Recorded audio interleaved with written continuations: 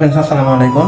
আজকে আমার এই ভিডিওটা আমাদের প্রবাসী কিছু ভাইদের জন্য, যারা বলে আমি রেমিটেন্স যোদ্ধা, আমি কোনো দেশদ্রোহী না, আমি এখানে কোনো ধরনের কোনো কালো টাকা ইনকাম করি না, বাট আমি আমার টাকাটা ব্যাংকের মাধ্যমে পাঠাবো।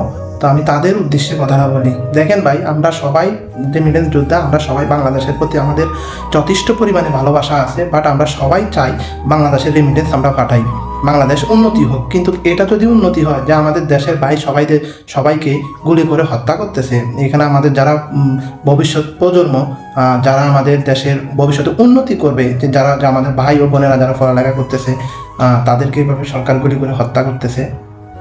তো তাদেরকে কার টাকায় গুলি করতেছে জানেন আপনারা? আপনাদের টাকায় তাদেরকে গুলি করতেছে। এর প্রতি আমাদের সকলেরই ভালোবাসা আছে, সকলেরই দেশের প্রতি আন্তরিকতা আছে, সবাই চায় আমরা দেশের মধ্যে রেমিটেন্স পাঠাবো। বাট এখানে আমরা তো যারা প্রবাসী তারা কেউই বলে নাই যে আমরা দেশে রেমিটেন্স পাঠাবো না। জাস্ট 3 মাসের জন্য আমরা রেমিটেন্স পাঠানো বন্ধ করতে চাচ্ছি, কারণ আমরা চাই না আমাদের টাকায় আমাদের ভাই বোনদেরকে গুলি করা হোক। আপনি যে টাকাটা পাঠাচ্ছেন ওই টাকাটা দিয়ে দেশে সরকার আমাদের দেশের উন্নতি করতেছে, বাট আপনার ওই টাকা দিয়ে সরকার বুলেট কিনতেছে, ওই টাকা দিয়ে আমাদের ভাইদের বুকে গুলি করতেছে। অতএব আপনারা একটু চিন্তা করেন।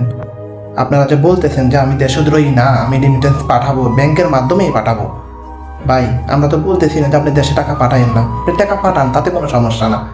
কিন্তু আপনার রেমিটেন্সের টাকা দিয়ে সরকার আমাদের ভাই বোনদেরকে গুলি করতেছে।